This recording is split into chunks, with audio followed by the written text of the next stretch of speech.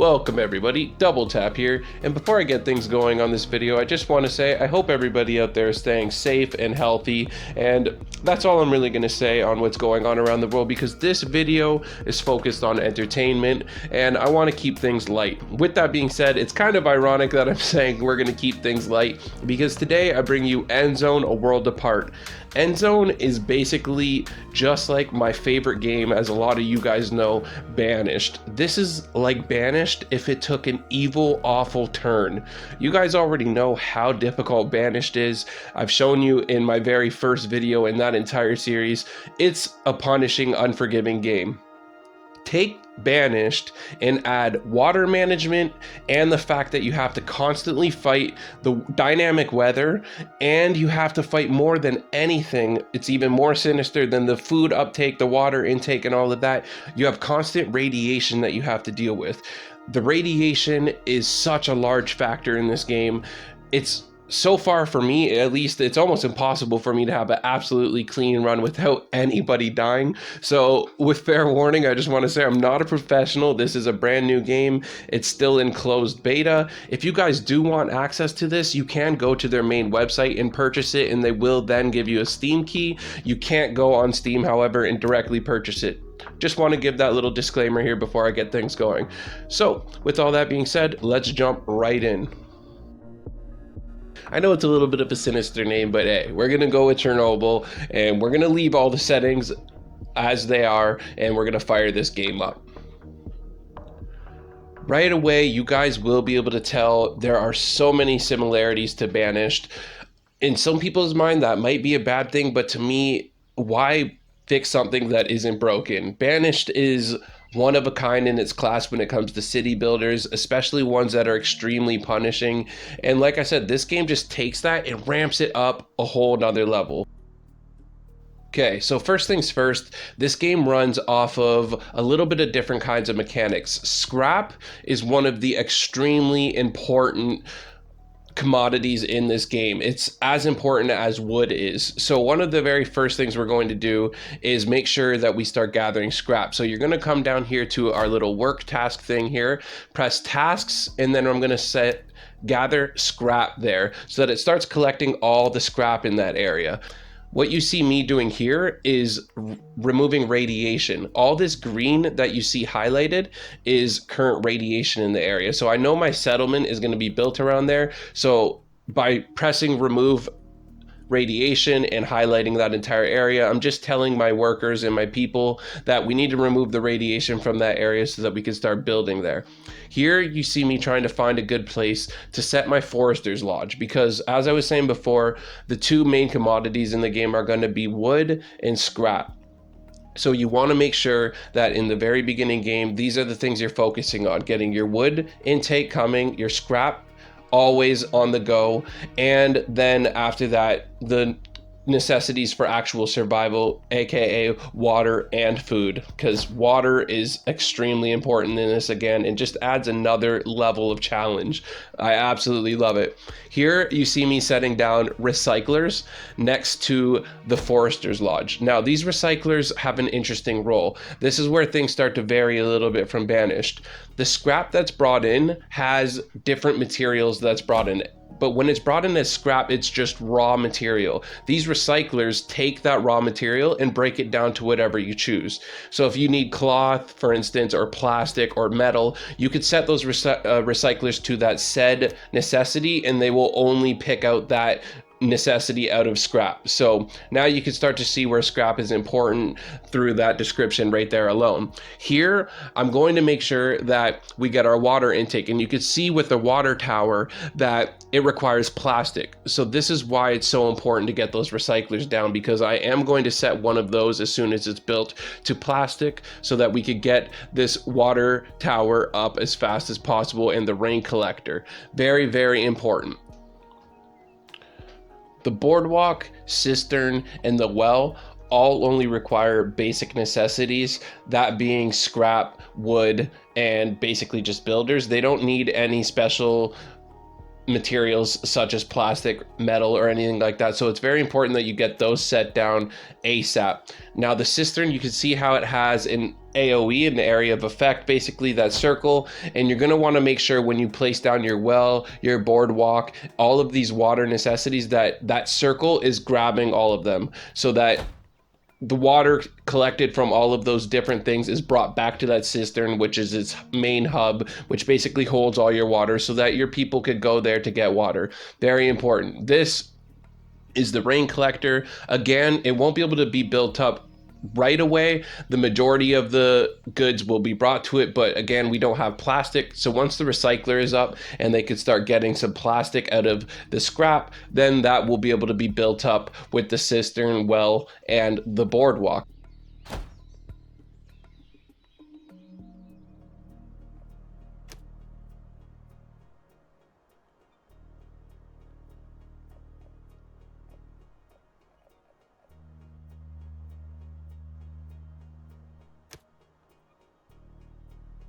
Here you see me setting up a fishing hut. This is just like Banished, a really important thing to have because it will basically always be bringing in goods. This game doesn't have a really drastic winter. It does have weather changes, but it doesn't have winter near as bad as Banished from what I've seen so far. So we don't need to worry about that lake freezing up, but the lake will disappear at times. It will dry up, and you will see what I mean about that later on. But there are definitely functions in here that make it more difficult. It might not freeze over or anything like that, but there are things in this game that add a spice. I don't want to spoil all of it yet, but you'll see as this game continues on. Here I was setting up our gatherer's hut, another very important building because there's goods that can basically always be gathered in the majority of this area. It will take a long time before they clean that main area out, and then I could just simply move it over somewhere else and they will just move over to that spot to start collecting. It's really convenient how you could just move the work area around. I really do like that part of the game. Here I'm going to set up a field. I go 16 by 16. I'm pretty sure it's the max in this game. So going 16 by 16 is ideal. If you set about 2 workers on it, it is good enough. The more workers you can put, the faster the vegetables come. Just keep that in mind. Here, every single time I click the Forester's Lodge or any of these buildings, you can see the circle surrounding the area. That's basically the AoE, that's the area of effect that said building has, just so you know. Here, you can see that I'm pressing build next as I press these buildings. It's basically the set priority equivalent to Banished, if you want to say it in that way. I'm sorry if I keep comparing it to Banished, but the game is just so similar. I really genuinely cannot help it. So again, here, gather resources. You could set 1 of each of these hubs down at a time. So there's lots of scrap around that area, and I know I want to build a lot of my buildings there in that set area. So I'm just clearing it out so that I don't have these things obscuring the actual land for me to set new buildings down. So killing a few birds with that by setting just collect all, and it will take those trees in that area as well, but that's okay. I do have a Forester's Lodge there, and you can replant trees as well in this game, very similar to Banished. So in the beginning here, it's all about just making sure that you have enough of everything coming in. You really don't have a lot of workers available to you, so it's hard to survive in the beginning. The very beginning is literally just about scraping by until you have enough of a population to actually run all of these buildings that I'm laying down and really start building some more of the finesse things in this game. Here is a scrapyard, and as you can see, the only reason I'm highlighting in all these areas, you can see the number jumping up and down. It's showing me how much scrap I can actually pick if I set the scrapyard in that said area. So I want it relatively close to our main hub here because I don't want our people have to travel too far. So I'm going to set it right close by here, and you can see I could get around 500 scrap in this said area, which is quite good, and it will keep our people busy and our scrap need supplied for quite a while there. So all our main things are covered so far, except, actually no, not I was going to say except for food, but even our food is covered as well. We do have our farm up, we have the gatherer's hut, and we have our fishing. So we have water, food, and now we have wood and scrap buildings all available. So we're hitting all the 4 major checkboxes to have something operating. Now, the last thing that we're going to need to do once we get those operating, not before, because if you start setting up what I'm planning on doing next, which is our homes, if you start setting those up before you set up all of the water and the food need, you're going to starve to death before you even get to that point of needing homes.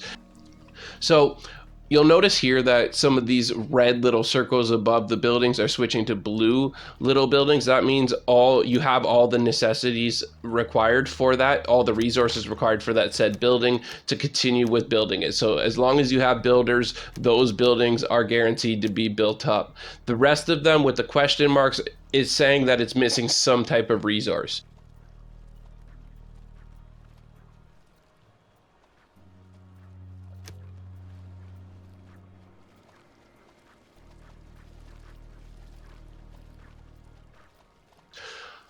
So here it's actually already built up. It's telling us we need a workforce. Again, I'm going for plastic right off the jump so that I can get that water catcher up and going. This will be a huge water source as it does rain a lot in this game. Now that that's done, we are going to start placing our homes. I'm going to set one back here just so I can have a nice little walkway. But again, I'm surrounding it by the cistern and all our water sources. I do like to do that. Again, I don't have this game as down as I would like, but it's new and I'm learning too. So this is a brand new game. If you guys have any tips for me, feel free to let me know too. I'm not saying that I'm an expert in this by any stretch, but it is a great game. And I think that if you enjoy Banished, you will almost guaranteed enjoy this game. So I want you guys to check it out for sure. All right, so you could see right away with me placing down those homes that they're pretty much good to go right off the jump. My resources is doing really good. We have lots of wood coming in and our scrap is healthy. Our water intake is not doing good right now, as you can see, so we need to get that water jumping for sure. Hopefully those water carriers get to work. Again, gather all resources. That area is completely cleared. The game won't tell you that it's cleared, so make sure you stay on top of these as much as possible in the beginning. And I'm just moving that marker here. I'm doing the same thing with the gather scrap. I'm going to move that somewhere else so that it continues to work as well.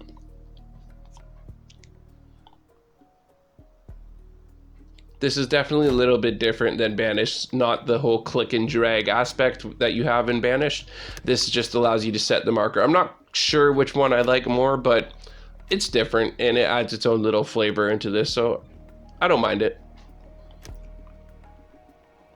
So here you can see the game log. This is very important. This will let you know whether people are dying. You'll have your little notifications here of what your needs are in your said city.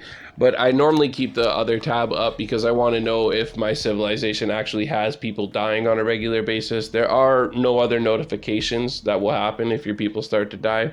I would like to see that added at some point in an update, maybe a notification on the screen if somebody dies, regardless of whether you have that up or not. But hey, it's still in beta, so there's room for this to build.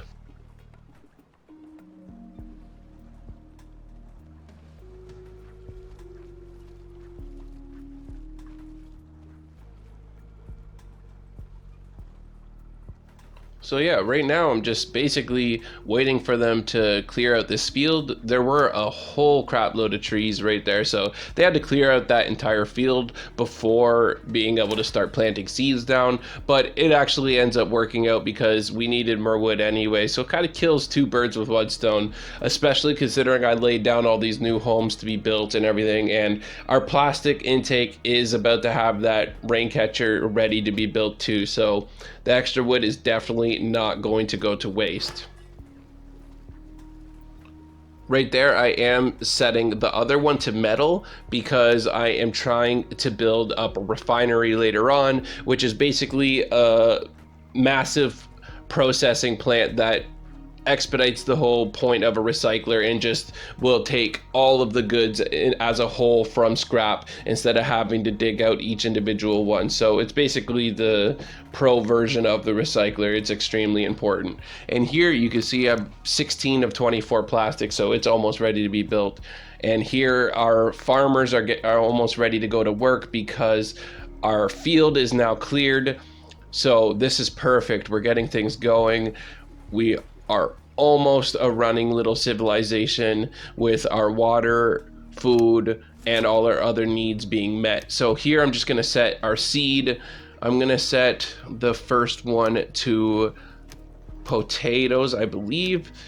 And keep in mind that they all have different grow times and they all have different maximum yields. So the reason I actually ended up selecting corn here is because the time it will take for corn to grow is a lot less than potatoes, even though the yield will be less. Right now, we need food in this civilization, so I figured that corn would be the best bet. Here you can see the little check mark turn blue over our water catcher, which means they are good to build that, and they're going to build that right up for us. And yeah, and you could see all the little boxes at the north clearing and on our west previously. All of those clearing off are basically saying that the radiation I told them to remove in that said area is now removed. So it's just disappearing, and we don't need to worry about our people being poisoned just surviving in this general area, at least for now. But I actually think this is a perfect place to end this video off. We have a running civilization. All the homes are built up. We have only a few more homeless here, but that remaining house is going to get built in no time at all. And our field is now up. We have our farmers put to work. We have all our fishermen going. We have all our water carriers going to keep our water going. So this is a perfect place to end the very first part of this tutorial. I hope you guys did enjoy this brand new game. I would love to bring more to you guys. If you guys want to see a part 2 to this, please let me know. I love the responses that I'm getting on Prison Architect. There's definitely a part 2 coming to Prison Architect as well. So please guys, stay tuned. With the coronavirus going around, I will have a little bit of extra time as everybody else will because work is shutting down. So please do look forward to more videos, and if you guys like, please help a new channel build up here. Like and subscribe. Every single like and subscription and comment, it really does help so much, and you guys have been great with building this channel up so far to where it's at. I'm about to hit that 100 mark. I would love to hit the 100 mark, and I have giveaways planned for 500 once we get a little bit closer to that point. I would love to give back to all of you guys who have been so great to me. So do subscribe. Make sure that it's a public subscription so that your name can be entered in any contest or anything like that to come in the future. I don't want any of you guys to miss out on that. So with that being said, this is the end of this video. I'll catch you guys out on the next one. This is Double Tap. You guys all stay safe and stay healthy out there.